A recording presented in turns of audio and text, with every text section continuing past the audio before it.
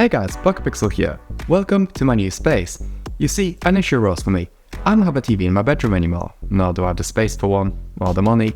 I could watch stuff on my laptop, but that's in the office now, and I could watch stuff on my phone, but it's a pretty small screen.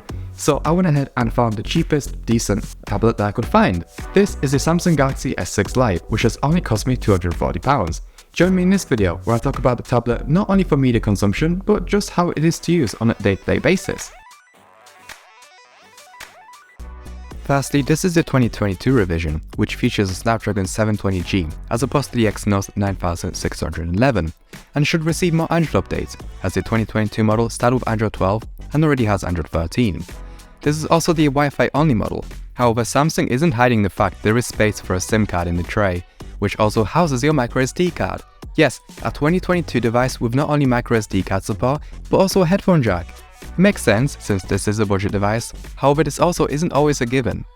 I suppose since we're already talking about it, like other Samsung devices with power amp, UHQA PCM for high-res audio playback. It sounds great, about the same as my LG V30 and my laptop.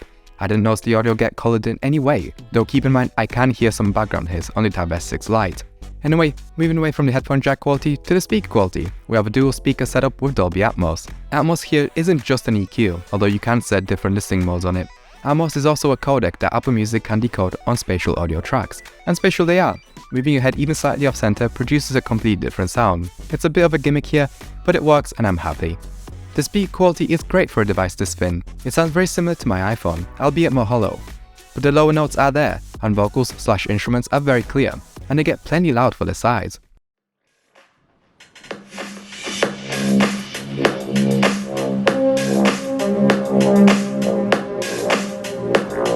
The screen is a 10.4-inch 5x3 1200 by 2000 display, at a pixel density of 224. Despite the rather low PPI, you can't make out the pixels unless you're pretty close to the screen, and the sharpness is rather decent. In terms of using it for media production, I don't have a colorimeter, but comparing against my own images, the teal blues come out looking purple on the Tab 6, and the other colors aren't as vibrant and punchy as on the Pantone verified OLED panel of my VivoBook. That being said, the colors are close enough. The black levels aren't particularly awful, they're probably as good as they're gonna get on an LCD panel. The screen is laminated, unlike the iPad, so there is no air gap between the glass and the panel. The panel doesn't suffer from major off-axis distortion, despite apparently being a TFT panel.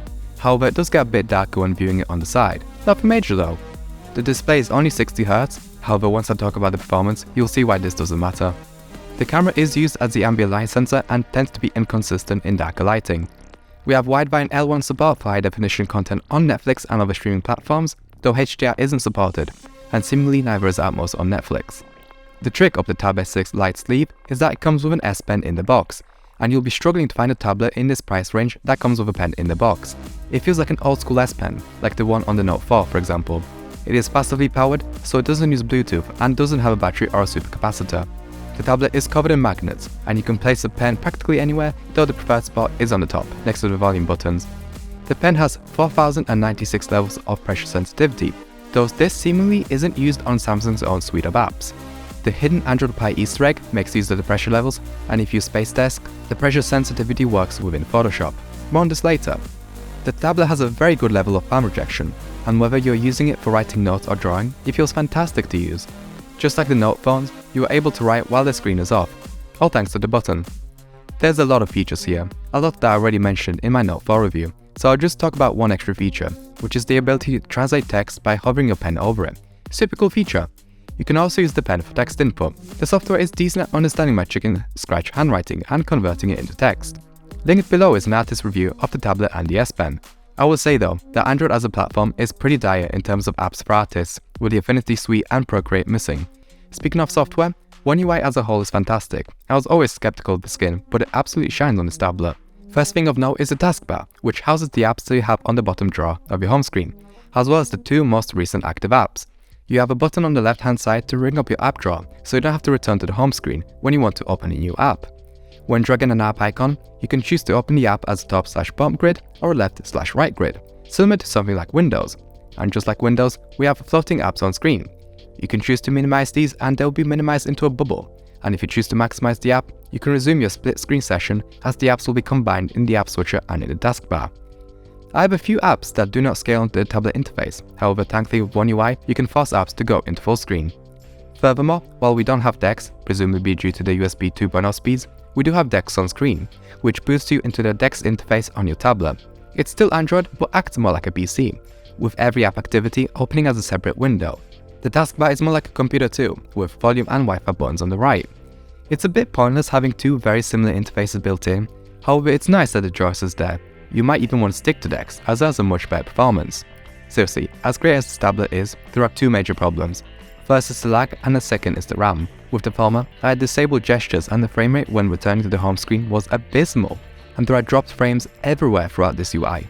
This is why it doesn't matter if the screen is a low refresh rate, since you'll never fully achieve 90 or 120Hz, since this tablet struggles at 60. With YouTube for example, the tablet will struggle to play above 1080p 60, and even then, your S Pen cursor will start lagging. The second issue however is far more annoying. The tablet struggles to not only keep more than one app open in memory, but it struggles to even keep more than one tab open in Chrome.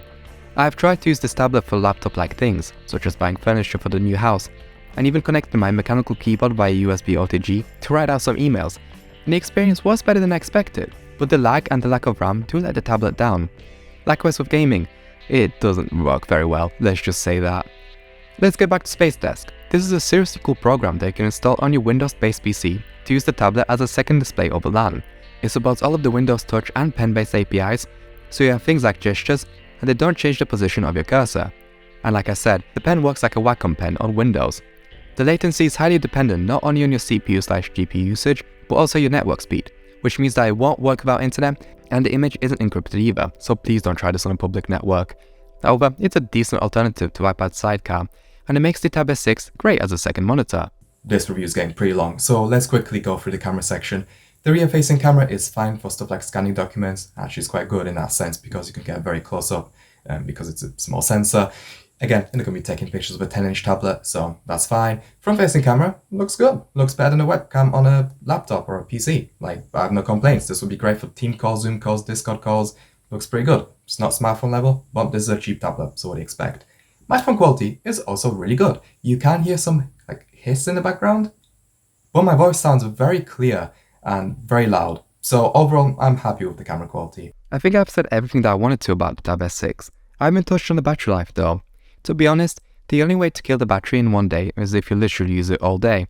For my purpose of video watching and internet browsing for a few hours every day on about 1/4 brightness, it takes me about 2 to 3 days before I need to charge it up again. I'm also very happy with Samsung for having the ability to limit charging to 85% to prolong the battery life. Since the battery life is so good, you won't miss those extra 15%, and it will go a long way to keeping this tablet out of a landfill. To summarize, the tablet is very good at content consumption. Though that being said, there are better options available.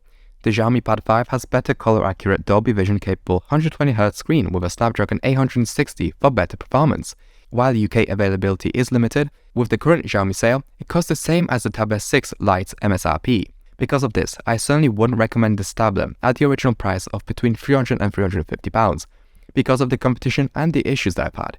Even if the competition doesn't include a pen in the box or doesn't have a microSD card slot and a headphone jack. Thank you so much for watching. Please subscribe if you enjoyed this video, and I hope to see you for the next one.